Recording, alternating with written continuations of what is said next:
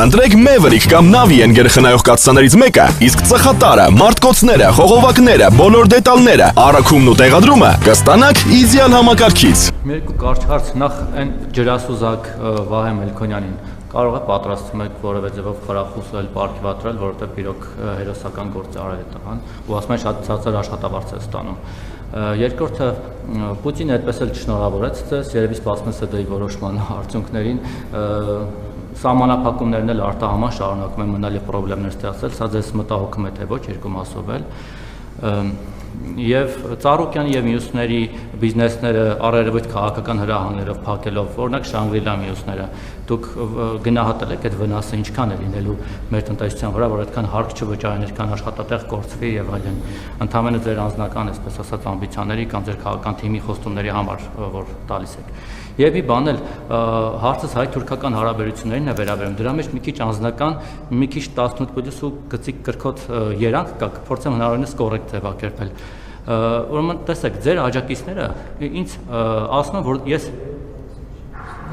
Ծառուկյանի ջրասուզակը Ծառուկյանը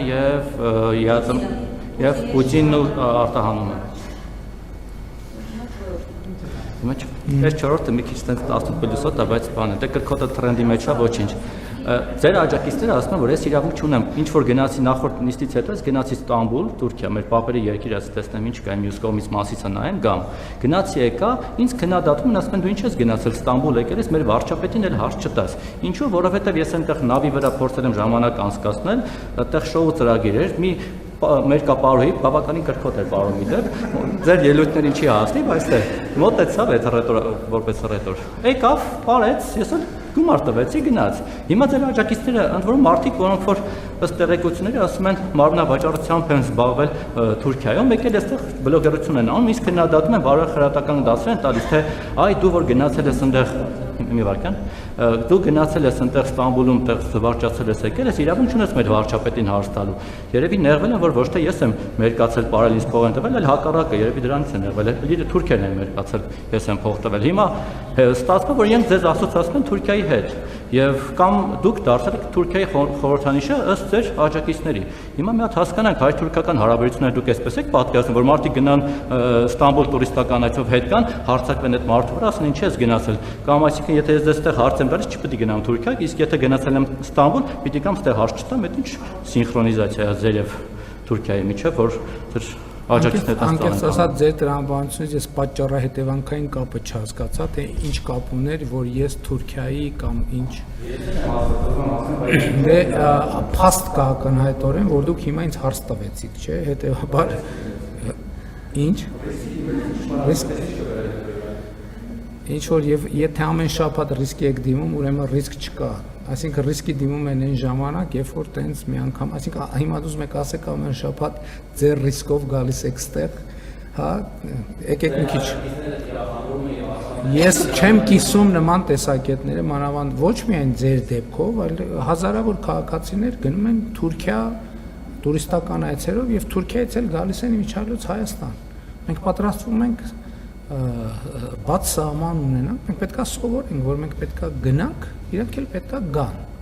Դա ելի եմ ասում, այդ ամեն ինչը իրականում իներցիոն պրոցեսների արդյունք է, այդ իներցիոն պրոցեսները մեզ բոլորից հատուկ է, որովհետև մենք ելի եմ ասում, մի տնից չենք, բայց մի երկրից ենք եւ բազմաթիվ հարցեր մենք ընկալում ենք նույն կերպ։ Եվ Հայաստանը մինչև դուք չեք նկատել, այս հարցոպատասխանում էլ է շատ տարածված, քաղաքական դաշտում էլ շատ տարածված, Թուրքիա, Ադրբեջան, այդ գործոնները օգտագործել մարդկանց դեմ։ Իբր որ ինչ որ մի բան ուզում են նեգատիվացնեն, այ գնացել է ինչ որ մեկը Թուրքիա, այ ինչ որ մեկը, չգիտեմ, բան թուրքական անձեռոցիկա օգտագործում եւ այլն եւ դա եթե մենակ մերոնց մեջ լներ խնդիրը, ես շատ արագ այդ խնդիրը կլուզում։ Խնդիրը դա համընդհանուր է, չեք նկատել այդ երևույթը։ Դուք էլ չեք ասում, դուք էլ ձեր հարցի մեջ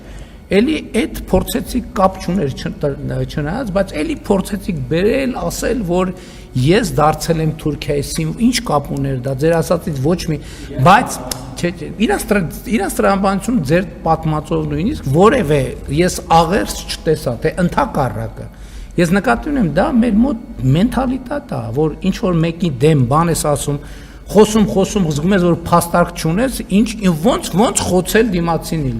Իհարկե, եթե այլ փաստարկ չկա, Թուրքիան եւ Ադրբեջանը տեղում են։ Ես դեռ հենց խաղաղության օրակարգը չկար, ես այն ժամանակ մատենադարանում էր ոնց որ 2000 կարող է նույնիսկ 22 կամ 21 թիվներ, ասի պետք չի թուրք ասել մտածելով, որ բանը վիրավորում ես, որովհետև ասենք այդ նույնն է, որ ինչ որ մեկին ասի 1000 ներողություն, ուրիշ ազգի ներկայացուցիչ անունը տալով բան անի։ Դա վատ արտապետական մտածողություն է եւ դա ֆորպոստային մտածողություն է ներդրված Հայաստանի Հանրապետությունում։ Իհարկե եմ ասում, դա օբյեկտիվ պատմական հիմքեր ունի, բայց նաև մենք պետք է հասկանանք, որ մենք պետություն ենք եւ մենք պետք է դրջանանք։ Ես պաշտպանում եմ ձեզ Թուրքիա էլ, Ռուսաստան էլ, Եվրոպա էլ եւ ոչ միայն ձեր գնալու իրավունքը։ Հարգելիս ես կառապան չեմ, որ ինչ որ մեկին սանձեմ։ Մարդիկ արտահայտվելու իրավունք ունեն նույն կերպ, ինչպես դուք։ Եթե ամեն մեկս ինձնից սկսած մեր խոսքին վերաբերվենք նույնպիսի քննադատությամբ, ինչպես ուրիշների խոսքին ենք վերաբերվում, բոլոր ամեն մեկս մեզ սանձենք, ոչ մեկին սանձելու կարիք չի լինի։ 100% համոզվեմ։ Ձեր ինձնից սկսած մնացածով վերջացրած։ Բայց երբ որ անընդհատ այդ մանր ծակոցները դառնում են գործունեության հիմնական ձև, դա բնականաբար իր հետ բերում է այդ երևույթներին։ Ձեր նշած անձի բիզնեսների հետ կապված, ուրեմն չկա մի process, որը սկսել է ընտրությունից առաջ, ընտրությունից հետո, ամեն ինչ շատ վաղուց process-ներ են, որոնք բոլոր հնարավոր ձևերով, արհեստական ձևերով խոչընդոտվել են, եւ ես Հայաստանի քաղաքացիների առաջ ստանձնել եմ պարտավորություններ, այդ պարտավորությունները պետք է կատարվի։ Ես մարդկանց ասել եմ, որ էսա տեղի ունենալու, էսա մի քիչ կրկոտ եմ ասել, մի քիչ ոչ գրական բառապաշարով եմ ասել, բայց դրանից բովանդակությունը չի փոխվում։ Դա իրականացվելու է։ Հիմա ում դա դուր կգա, ում դուր չգա, դա իրականացվելու է։ Ընտրությունների ժամանակ ստանձնած պարտավորությունները ո՞նց ընտրություն, հա? Այդ process-ները նույն ճոպանուղու հետ կապված process-ները 8 տարի առաջ սկսվել են։ Ուղղակի ամեն անգամ արհեստական խոչընդոտներով հետաձգվել են, նոր եկե հասել, այդ թվում օրենսդրական բացերի պատճառով։ Ես հիշում եմ ճոպանուղու հետ կապված process սկսել այն ժամանակ, երբ որ Ռոմանուս Պետրոսյանը եղել է Կոտայքի մարզպետ։ Ինքն է առաջին անգամ ինձ բերել, որ սենց հարց կա։ Եվ այդ պահից սկսած դրա շուրջ process-ները ոչ մի րոպե չեն դադարել, ոչ մի րոպե։ Պարզապես անընդհատ արհեստական եւ խոչընդոտներ եւ նաեւ օրենսդրական բացեր։ Հիմա այդ բացերը կարգա։ Պարոն Մակարյան, գործընկերները սպասում են։ Չհամընկան process-ները իրենց բնականոն ճանապարհով գնում են։ Ինչ վերաբերում է ԵԱՏՄ-ին, ես արդեն պատասխանեցի, չեմ կարող չմտահոգվել։ Բայց ես կարծում եմ, որ ինչքան ես եմ մտահոգված, ԵԱՏՄ-ի մյուս գործընկերներն էլ պետք է մտահոգված լինեն։ Հիմա ասենք ԵԱՏՄ-ի մյուս անդամ երկրները Հայաստանից փորձից մտահոգված չեն, 100% համոզված եղեք, որ մտահոգված են, որովհետև բոլորը հասկանում են, որ նույնը կարող տեղի ունենա իրենց հետ։ Սա եթե մենք հիմա արագ չկարգավորենք, սա ԵԱՏՄ-ի քայքայումը դարձնելու անխուսափելի։ Ուղղակի անխոս, ոչ թե Հայաստանի մասին չի խոսքը։ Ես ասել եմ, մենք ԵԱՏՄ-ից դուրս գալու խնդիր մեր առաջ չենք դրել։ Պարզապես եթե այս հարցերը չկարգավորվեն, ԵԱՏՄ-ի քայքայումը դառնալու անխուսափելի։ Ասեցի արդեն։ Ասեցի։ Եվ հաջորդ հարցը Ջրասուզակի հետ կապված, իհարկե շատ ցավալի եւ դրամատիկ իրադարձություններ են, համոզված եմ ներքին գործերի նախարարը